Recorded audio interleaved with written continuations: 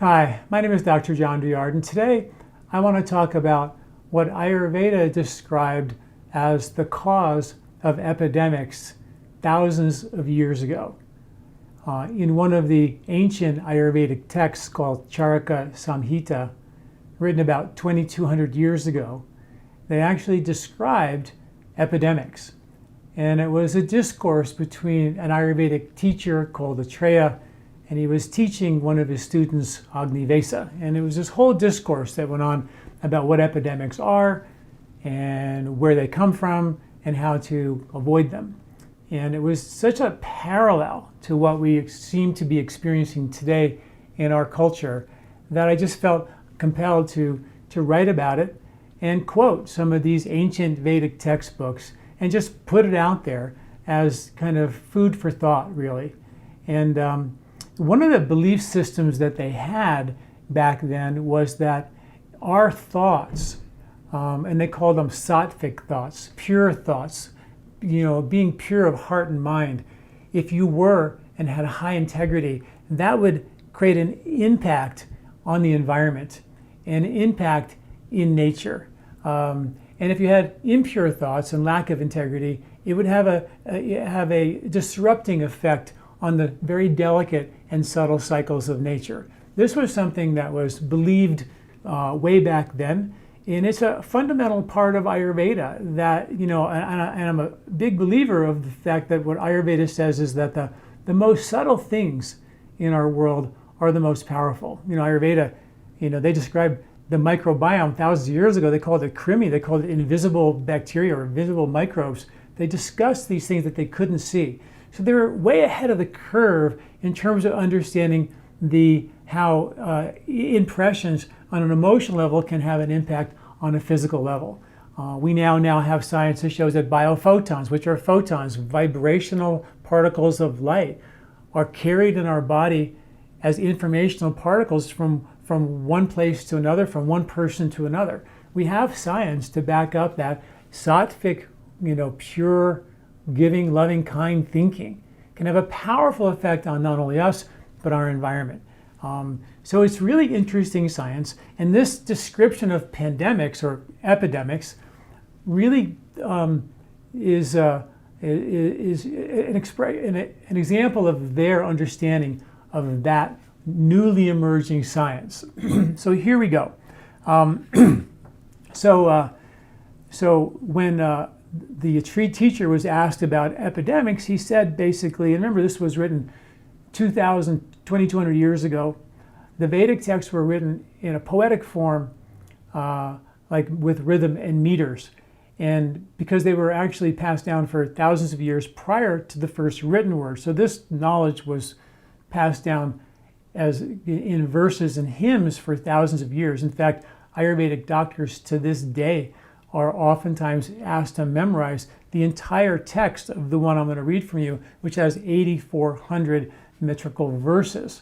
So, and it was rhythmical, so you can memorize it a whole lot easier. And that was of course, the oral tradition of Vedic science, which is pretty cool. And this is one of the first books that were actually written, which is really interesting. So, Atreya, the Ayurvedic teacher, he suggested that epidemics would come as a result of abnormal conditions in nature, including from the stars. I actually wrote an article about how stars can influence, behavioral patterns and cycles here on Earth.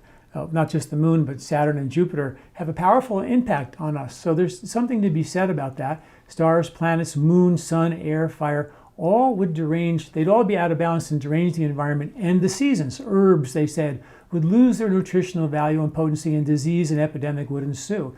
He also described that medicinal herbs harvested before the epidemic could be used to treat the epidemic. So if people were smart and gathered the herbs, which we are now, and gather these herbs that can support immunity and protect us, then that would be something that there would not be any difficulty in counteracting an epidemic. So I'm not trying to make a doom and gloom situation here, but because they definitely talked about ways out of this. his student asked him, well, what about people with different constitutions? In Ayurveda, there's Vata, Pitta, Kapha constitutions. What about people who are different? How do they all get the same problem? Aren't they all vulnerable in their unique way? And he said that there are certain things that are common to everyone, and those are air, water, place, and time. And he described that air could become polluted, even way back then, a common etiological factor of disease and epidemic, according to the Ayurvedic text. He described how water could become so polluted that even the birds, would not drink from it. He also described how in terms of place, land would become unwholesome and become toxic with smell and taste and touch, and have the land would become discolored. The crops would fail, pests would overrun crops, and floods and natural disasters would occur. Time he described as the seasons, and he said that the seasons would become imbalanced because this disturbance in the force, if you will, in the subtle rhythms of nature, the circadian light-dark cycles would become altered. And he said that the seasons would either come too soon or come too late, or would be too hot or would be too cold. And all this was described. And he said that the people, as a result of this, would also be affected and become what he called unwholesome. And they would abandon their virtue, modesty, truthfulness, conduct would be altered. And he also described that therapies that were detoxifying, like evacuation therapies or detoxification therapies, were actually considered the best treatment to help, kind of reset your circadian clock and your rhythms and so on. And they also said to prevent this in the future, that they would use rasayana therapies, herbs that were designed for longevity. And very important that we restore the restoration of virtue, truthfulness, benevolence, worship of God, noble conduct, calmness, religious practice, residing in a healthy, wholesome home, keeping good, sattvic, wholesome company, and spending time with elders was a prescription for what Atreya, the physician, called the management and protection of life during an epidemic. And he said all these things would cause a disturbance in Vata. Vata is the nervous system, which would disturb our ability to hear and was in sync with those natural rhythms of nature. And of course, in Ayurveda, we know Ayurveda 101 is circadian medicine, how to live in sync with the natural cycles and the natural rhythms. But his student asked him, so if Vata is the cause of the epidemic, then what's the cause of Vata? And then this is the most important part, the part that really made me want to write this article and share it with you, because it seems to be so parallel what's happening in our culture today.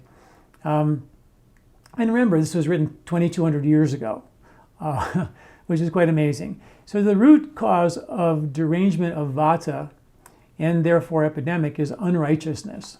When the heads of country, city, guild, and community have transgressed their virtuous path and deal unrighteously with the people, their officers, subordinates, the people of the city and community, and merchants carry this unrighteousness further. Thus, unrighteousness puts pressure on and forces the righteousness to disappear.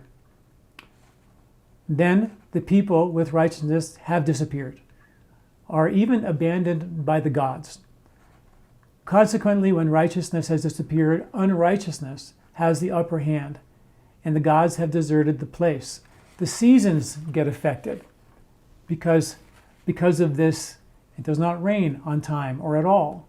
There is abnormal rainfall. Winds do not blow properly. The land is affected. Water reservoirs get dried up, and herbs, given their natural properties, acquire morbidity or die.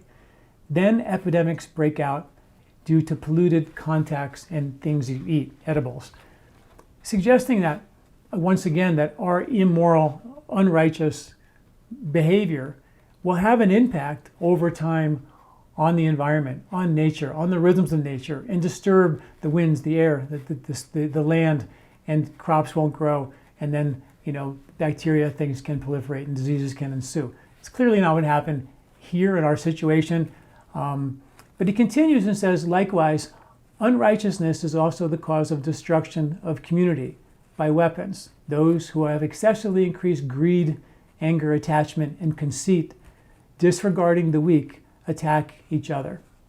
So I put that out there as just food for thought. I just thought that was so interesting as a parallel to what we're experiencing today. A lot of corruption really being exposed, and how they saw the same corruption 2,200 years ago, and how that can have sort of a global effect on the environment and then on the people themselves. And I'll leave you with a quote from C.S. Lewis, where he said that integrity, righteousness, is doing the right thing even when no one is watching.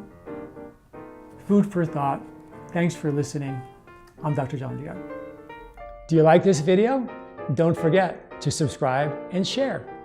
This recording is brought to you by LifeSpa, where ancient Ayurvedic wisdom meets modern science. Get access to free health video newsletters by Dr. John at lifespa.com. These statements have not been evaluated by the FDA. These products are not intended to diagnose, treat, cure, or prevent any disease.